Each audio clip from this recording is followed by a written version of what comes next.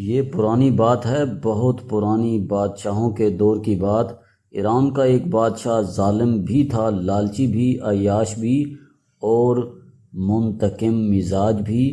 وہ بادشاہ بنا تو اس نے ملک میں ظلم کا بازار گرم کر دیا، لوٹ مار، عیاشی اور انتقام میں بھی جت گیا۔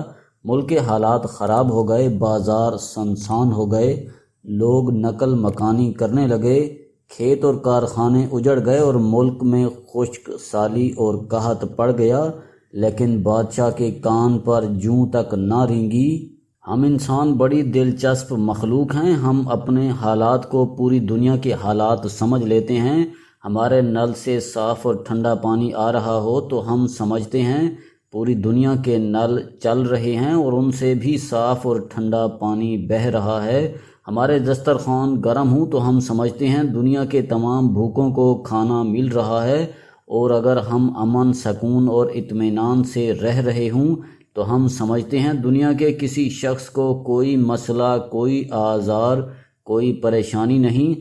ہم انسان زندگی کو کبھی اپنی ناک سے الگ کر کے نہیں دیکھتے۔ شاید یہی وجہ ہے عوام جب روٹی روٹی کا نعرہ لگاتے ہیں تو بادشاہ لوگ حیرت سے پوچھتے ہیں اگر انہیں روٹی نہیں مل رہی تو یہ کیک کیوں نہیں کھا لیتے؟ بادشاہ لوگ ٹھیک کہتے ہیں، کیونکہ ان بیچاروں کو علم ہی نہیں ہوتا کہ دنیا میں روٹی بھی مسئلہ ہے۔ ہم انسان اگر عیاشی میں غلطاں ہوں تو ہم قدرت کے انتقام، برے دنوں کی چوب اور اپنے سر پر لٹکتی ہوئی مصیبت کی تلوار کو محسوس نہیں کر پاتے۔ ہم یہ سمجھ بیٹھتے ہیں عیش و طرب کا یہ سلسلہ قیامت تک جاری رہے گا اور ہمارا اقبال کبھی سرنگوں نہیں ہوگا۔ لیکن قدرت کسی کی رشتہ دار نہیں ہوتی، یہ کائنات اللہ تعالیٰ کے چند اصولوں پر استوار ہے اور اللہ تعالیٰ کسی شخص کے لیے اپنے اصول نہیں توڑتے۔ وہ بادشاہ بھی ایسا ہی کوتاہ فہم تھا، وہ سمجھتا تھا اس کا اقتدار، اس کا اقبال اور اس کا اختیار کبھی زوال پذیر نہیں ہوگا۔ وہ دنیا میں اسی طرح عیش کرتا رہے گا۔ بادشاہوں کے مختلف اشغال میں شکار بھی شامل ہوتا ہے۔ آپ اگر با اختیار ہوں، با اقتدار ہوں اور آپ کے پاس دولت بھی ہو تو آپ کا دل بے اختیار شکار کی طرف مائل ہو جاتا ہے، کیونکہ آپ جب معصوم جانوروں کو اپنے کتوں کے جبڑوں میں تڑپتے ہوئے دیکھتے ہیں یا آپ کا بے رحم تیر ہرن کی گردن سے پار ہوتا ہے یا آپ کی رائفل سے نکلنے والی گولی چیتے اور شیر جیسے جانوروں کو زمین پر تڑپنے پر مجبور کر دیتی ہے، تو آپ کے اقتدار، آپ کے اختیار کا نشہ اور بڑھ جاتا ہے، آپ خود کو زمین کا خدا سمجھنے لگتے ہیں۔ وہ بادشاہ بھی شکار کے لیے جاتا تھا اور جنگل میں کئی ہفتوں تک شکار کھیلتا تھا۔ وہ معمول کے مطابق ایک بار شکار کے لیے گیا اور ماضی کی کہانیوں کی طرح وہ بھی راستہ بھول گیا۔ وہ ساتھیوں سے الگ ہوا، اس کے گارڈز، اس کا لشکر کسی دوسری سمت نکل گیا اور بادشاہ کا گھوڑا اسے جنگل کے کسی اندھیرے گوشے میں لے گیا۔ بادشاہ تھک چکا تھا، وہ سستانے کے لیے ایک درخت کے نیچے لیٹ گیا اور اسے نیند نے زیر کر لیا۔ بادشاہ نے نیند کے دوران اپنی سانس کو اکھڑتے پایا۔ اسے محسوس ہوا جیسے وہ کسی سخت شکنجے میں پھنس گیا ہے اور وہ شکنجہ اسے آہستہ آہستہ دبا رہا ہے اور کسی بھی وقت اس کی جان نکل جائے گی۔ اس نے ہڑبڑا کر آنکھیں کھولیں تو اس نے ایک انتہائی خوفناک منظر دیکھا۔ بادشاہ کو ایک دیو ہیکل اژدہے نے جکڑ رکھا تھا۔ بادشاہ کے پورے جسم سے اژدہا لپٹا تھا اور اژدہا پھن پھیلا کر اس کے منہ کے سامنے کھڑا تھا۔ بادشاہ کے منہ پر اژدہے کی پھنکاروں کی پھوار پڑ رہی تھی اور بادشاہ بار بار اژدہے کی زبان کو اپنے گالوں، اپنے ماتھے، اپنے ہونٹوں تک آتا ہوا محسوس کر رہا تھا۔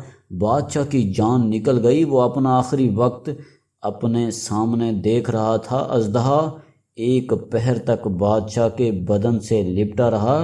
وہ بار بار اپنی زبان بادشاہ کے گالوں سے رگڑتا تھا اور اس کے جسم کو اپنے شکنجے میں کستا تھا۔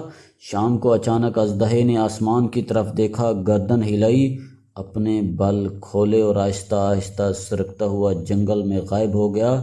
بادشاہ سجدے میں گرا اور اللہ تعالیٰ کا لاکھ لاکھ شکر ادا کیا۔ بادشاہ کے ساتھی چند لمحے بعد اس کے پاس پہنچ گئے۔ بادشاہ محل میں واپس آیا اور اس نے اسی وقت عیش، حرص، ظلم، ناانصافی اور بے ایمانی ترک کر دی۔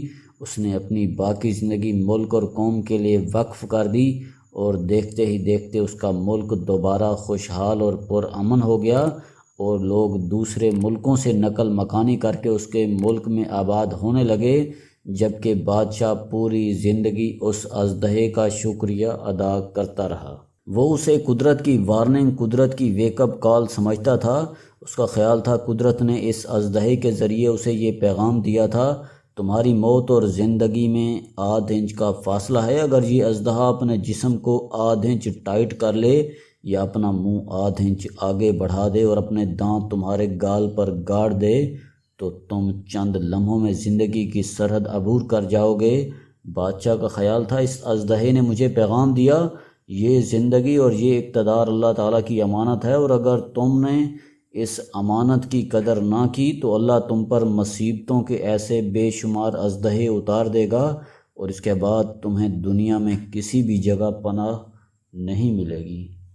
بادشاہ کا خیال درست تھا، کیونکہ قدرت ہمیشہ انتقام لینے سے قبل ویک اپ کال یا وارننگ دیتی ہے۔ یہ انسان کو مختلف ہیلوں، مختلف بہانوں سے پیغام دیتی ہے، تم قدرت کے شکنجے سے زیادہ دور نہیں ہو، تم سنبھل جاؤ اور دنیا میں وہ کام کرو تمہیں جس کے لیے بھیجا گیا ہے۔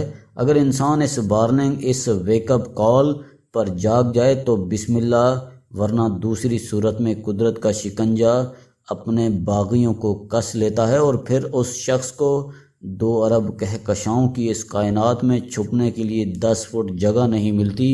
آپ کو اگر یقین نہ آئے تو آپ صدام حسین، حسنِ مبارک، کرنل قذافی اور صدر زین العابدین کی مثال لے لیجئے۔ یہ تمام لوگ آج کی مثالیں ہیں، اور آپ اپنی آنکھوں سے چند دنوں میں بشار الاسد کا حشر بھی دیکھ لیں گے۔ یہ وہ لوگ ہیں جنہوں نے قدرت کی ویک اپ کال پر آنکھ نہیں کھولی تھی، چنانچہ یہ اپنے ہی ملک میں عبرت کا نشان بن گئے۔ قدرت ہمارے حکمرانوں کو بھی سیلابوں، ڈینگی، کرونا، جعلی ادویات اور آگ کی شکل میں بار بار ویک اپ کال دے رہے ہیں۔ یہ ہمیں بھی بار بار بتا رہے ہیں آپ بھی انسان ہیں اور آپ بھی قدرت کے انتقام سے زیادہ دور نہیں ہیں، لیکن افسوس ہمارا حکمران طبقہ اس ویک اپ کال پر توجہ نہیں دے رہا۔ آپ پر 2-4 سال بعد آنے والے سیلابوں کو دیکھیے، کیا یہ سیلاب بار بار یہ پیغام نہیں دے رہے آپ اپنا نظام ٹھیک کر لیں، آپ ڈیم بنا لیں، آپ پانی کو روکیں، ورنہ دوسری صورت میں دریا جب اپنے کناروں سے باہر نکلتا ہے تو پھر یہ کسی کی پرواہ نہیں کرتا، یہ راستے میں آنے والے ہر انسان کو بہا لے جاتا ہے۔ لاہور میں کچھ عرصہ قبل جوتوں کی فیکٹری میں آگ لگی اور فیکٹری کا مالک اپنے بیٹے سمیت 25 لوگوں کے ساتھ جل کر مر گیا۔ 2012 میں کراچی میں گارمنٹس فیکٹری میں آگ لگی اور 300 لوگ زندہ جل کر مر گئے۔ یہ تینوں واقعات حکمرانوں کو چیخ چیخ کر بتا رہے ہیں ہمارے ملک میں سیلاب سے بچنے، آگ میں پھنسے لوگوں اور ملبے تلے دبے انسانوں کو نکالنے کا کوئی انتظام موجود نہیں، مگر حکمران کانوں میں روئی ڈال کر بیٹھے ہیں۔ آپ تصور کیجئے اگر خدا نخواستہ اس سیلاب نے کسی دن وزیر اعظم house, Aiwan Sadr, parliament house, governor houses, chief minister houses, Raiwind, Bilawal house یا بنی گالہ کا رخ کر لیا، یا کسی دن خدا نخواستہ ایوان صدر، وزیر اعظم ہاؤس، رائے وینڈ، بلاول ہاؤس یا بنی گالہ میں آگ لگ گئی تو کیا حکمران طبقے کا حشر بھی کراچی کے فیکٹری ورکروں جیسا نہیں ہوگا؟ کیا یہ لوگ بھی ڈیرہ مراد جمالی، نصیر آباد، صحبت پور، نوشکی، کلا عبدہ، نواکلی، کوئٹہ، بیلا، لسبیلا، اتھل، خوزدار، جام شورو، مٹیاری، ٹنڈو آدم، سانگھڑ، سکھر، پنواکل، لاڑکانہ، عمرکوٹ، ٹھٹھہ، شادی پلی، چھور، نیو چھور، سامارو، میرپور خاص، لاڑکانہ، کوٹ، ڈی جی، خیر پور، رانی پور، حیدرآباد، راجن پور، لیاقت پور، سوات اور چارسدہ کے مظلوم لوگوں کی طرح پانی میں نہیں بہہ جائیں گے۔ یہ زلزلے، یہ سیلاب اور یہ وبائیں انہیں بار بار یہ بتا رہی ہیں اب بھی وقت ہے، آپ لوگ اب بھی سنبھل جائیں، آپ سسٹم کو ٹھیک کر لیں، ورنہ آپ بھی 5 فٹ 10 انچ کے عام انسان ہیں۔ پانی آپ کے لیے بھی اتنا ہی خطرناک ہے جتنا یہ سندھ، بلوچستان، کے پی اور جنوبی پنجاب کے مظلوم شہریوں کے لیے ثابت ہوا ہے، اور اگر قدرت نے آپ پر آدھ انچ کا دائرہ تنگ کر دیا تو شاید آپ کے خاندانوں میں امداد لینے والا بھی کوئی نہ بچے۔